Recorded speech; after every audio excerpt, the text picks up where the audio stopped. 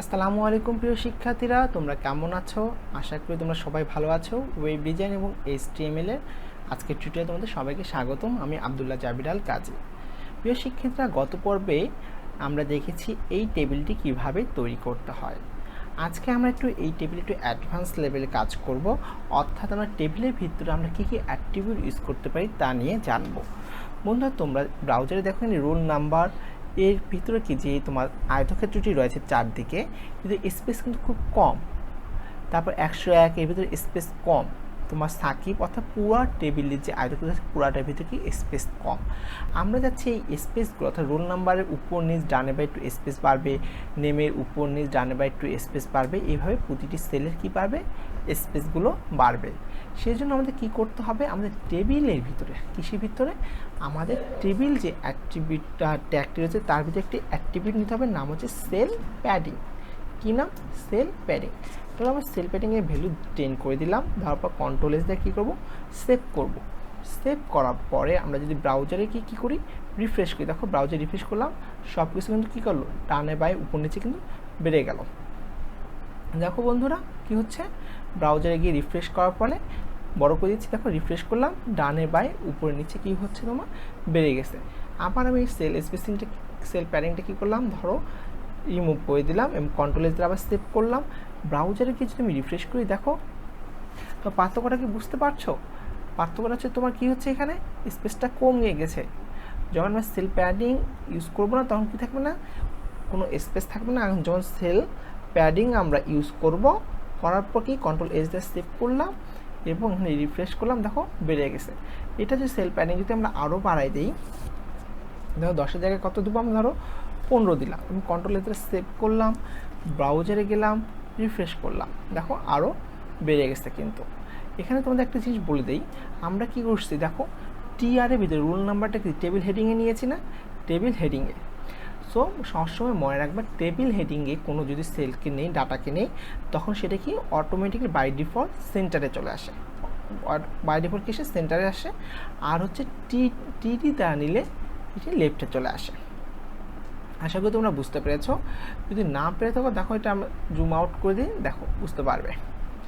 এখন আসো, আমরা চাচ্ছি কি, আমরা চাচ্ছি যে ভিতরে রোল নাম্বারের বাইরে যে আয়তক্ষেত্রটি আছে, প্রতিটা আয়তক্ষেত্র সেই আয়তক্ষেত্রটি থাকবে না। সেই জন্য একটি অ্যাক্টিভিটি হচ্ছে কি সেল স্পেসিং।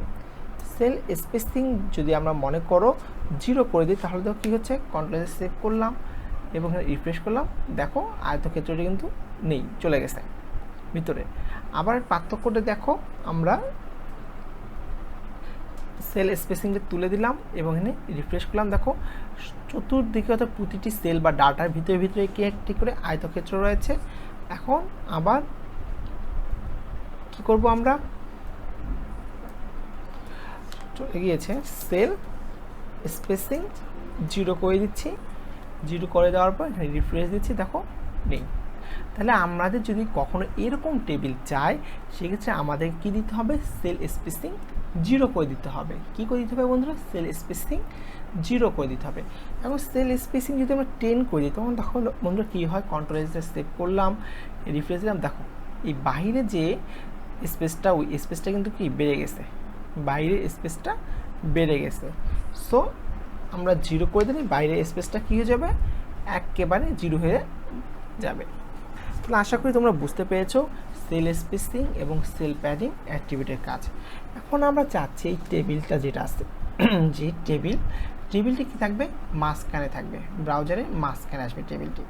এর জন্য একটি অ্যাক্টিভিটি রয়েছে, তার নাম কি বন্ধুরা, অ্যালাইন। এর জন্য একটি অ্যাক্টিভিটি, তার নাম অ্যালাইন। যদি আমরা সেন্টার করে দেই এবং কন্ট্রোলে সেভ করে দিই এবং ব্রাউজারকে যদি আমরা রিফ্রেশ করে, দেখো বন্ধুরা টেবিলটি কোথায় আসছে, মাঝখানে আছে।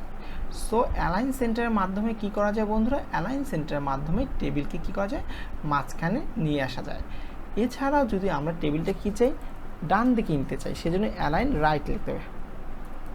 অ্যালাইন রাইট, কন্ট্রোল এস দিয়ে সেভ করলাম এবং রিফ্রেশ দিলাম, দেখো ডান দিকে টেবিলটি চলে আসলো। তাহলে অ্যালাইন রাইটের মাধ্যমে, অ্যাক্টিভিটির মাধ্যমে কি হয়, টেবিলটি ডাইনে যায়।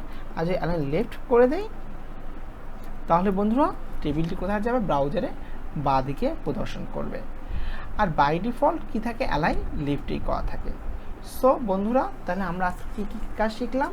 আমরা শিখলাম সেল প্যাডিংয়ের কাজ, সেল স্পেসিংয়ের কাজ এবং অ্যালাইন অ্যাট্রিবিউটের কাজ। এখন আমরা চাচ্ছি এই টেবিলের উপরে কোনো একটা কথা লিখব। টেবিলের উপরে কী লিখবো? একটা কথা লিখব। এই কথা লেখাটাকে বলা হয় ক্যাপশন। কী বলা হয়? ক্যাপশন। টেবিলে একটি ক্যাপশন ট্যাগ আছে, যা টেবিলের উপর কোনো কিছু লিখলে লেখাকে বলা হয় ক্যাপশন। মনে করলাম এটা স্টুডেন্ট ইনফরমেশন লিখব।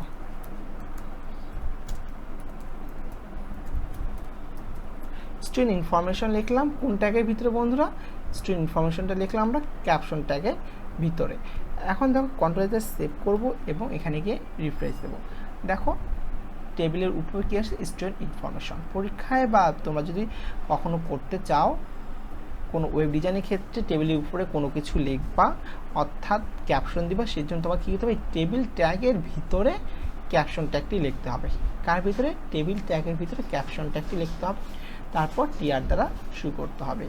বন্ধুরা, আশা করি তোমরা বুঝতে পেরেছো আজকে আমাদের কি টেবিলের যে অ্যাট্রিবিউটগুলো আমরা ইউজ করলাম। সেল স্পেসিং বলতে আমরা কী বোঝাচ্ছি, সেল প্যাডিং বলতে কী বোঝাচ্ছি, অ্যালাইন অ্যাট্রিবিউট বলতে কী বোঝাচ্ছি।